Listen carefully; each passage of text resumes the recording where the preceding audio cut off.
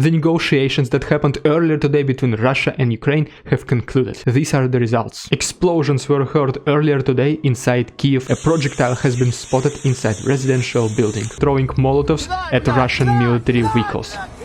What's up, investors? It's the Russian Dude, and this is your 5th day update on Russian-Ukrainian crisis as of February 28, 2022, from the perspective of a Russian person. Earlier today, Russian-Ukrainian negotiations happened on the border with Belarus and Ukraine, and this is the video of Ukrainian delegation arriving to negotiations. Locals in Kharkiv are not happy with Ukrainian army occupying the residential areas. This is the line for the supermarket in Kiev. Russian students are being expelled from European universities due to situation on Ukraine. Allegedly, Russian anti-aircraft system hitting Ukrainian drone. Russian armored vehicles are spotted in Kherson. The president of Ukraine, Volodymyr Zelensky, has applied for Ukraine to be a part of European Union. Airbnb is working with its hosts to provide shelter for around 100,000 refugees from Ukraine. The Ministry of Defense of Russia says that civilians from Kiev are free to leave the city and they will not be harmed. According to the United Nations, more than 500,000 refugees have fled the country in just over 4 days. The consequences of artillery strikes in the city of Izium, Ukraine. This is the condition of city of Akhtirka, Ukraine, after being liberated. This is one of the first videos of Russians and Ukrainians having negotiations earlier today. However, later on, journalists were not allowed to film or record anything else. And if you want to continue receiving daily updates on Russian-Ukrainian situation, make sure to like this video and subscribe to my channel. Also, feel free to share this video with your friends. Thanks so much, and let's continue. Kharkiv, Ukraine, is under artillery strikes called Grad. There are pregnant women in bomb shelter in Kherson, Ukraine. These are the consequences of military actions in Kharkiv, Ukraine. Kharkiv, Ukraine, a projectile has been spotted inside residential building. Explosions were heard earlier today inside Kiev, Ukraine. Missiles have been spotted flying across Kiev, Ukraine. Ukrainian civilians have been throwing Molotovs at Russian military vehicles. In Melitopol, Marauders have been spotted, though locals started to protect their own city. Kharkiv, Ukraine, is under artillery strikes. Kharkiv, Ukraine, artillery strikes are seen from different angles.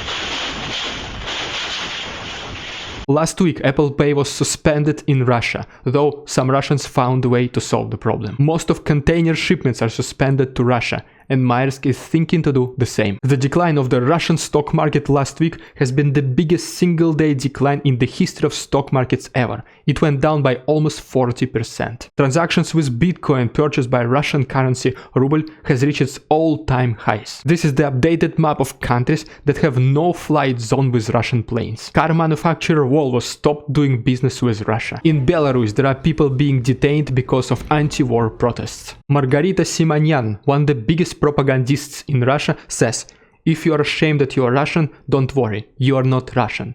In response, Vitalik Buterin, the creator of Ethereum, says, "F you." These are the countries that provide different kinds of support to Ukraine. The negotiations that happened earlier today between Russia and Ukraine have concluded. And even though the journalists were not allowed to film or record negotiations, these are the results. First of all, each country representative will go back to their own country to discuss the points of negotiations with higher government and military officials. And second, the next round of negotiations will happen on Polish Belarusian border. International Ice Hockey Federation bans Russia and Belarus from international hockey tournaments until further notice. FIFA suspends Russia from World Cup, and UEFA throws teams out of European competition. In Chernihiv, Ukraine, the missile hit trade mall called Epicenter. In Berdyansk, locals are saying to Russian military that there was peace in their city until they came.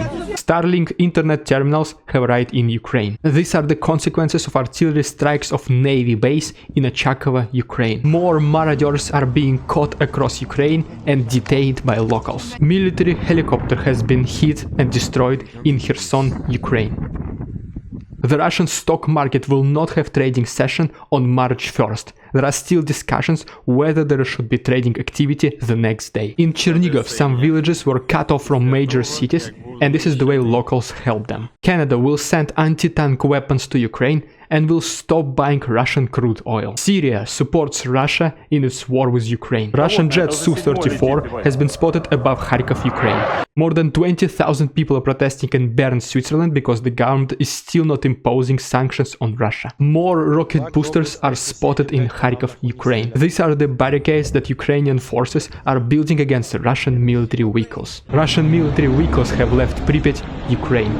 In Independent Republic of Donetsk that was recognized by Russia, missile has destroyed neighborhood. More videos from Independent Republic of Donetsk that was recognized by Russia that was destroyed by artillery strikes, including children's hospital. More than 100,000 Ukrainian refugees are entering Poland every single day. This is the current state of military operations that are happening right now in Ukraine. Many people in Moscow subway cannot pay for their tickets because Apple Pay and Google Pay is not working. Starting tomorrow, the mayor of Kiev, Klitschko, says that the sale of alcohol is prohibited. There's a new law in Russia being prepared right now that can send you to jail for 15 years if you're spreading misinformation about military forces of Russia. Stan Kolimur, ex-forward of Liverpool, is defending regular Russian citizens. He's saying why should they suffer for the consequences of the Russian government. The new Batman can be the very last international movie shown in the cinemas in Russia. People complain that regular Russian citizens are being discriminated in different countries, such as Czech Republic. President of the Ukraine Vladimir Zelensky is waiving all the visa requirements for anyone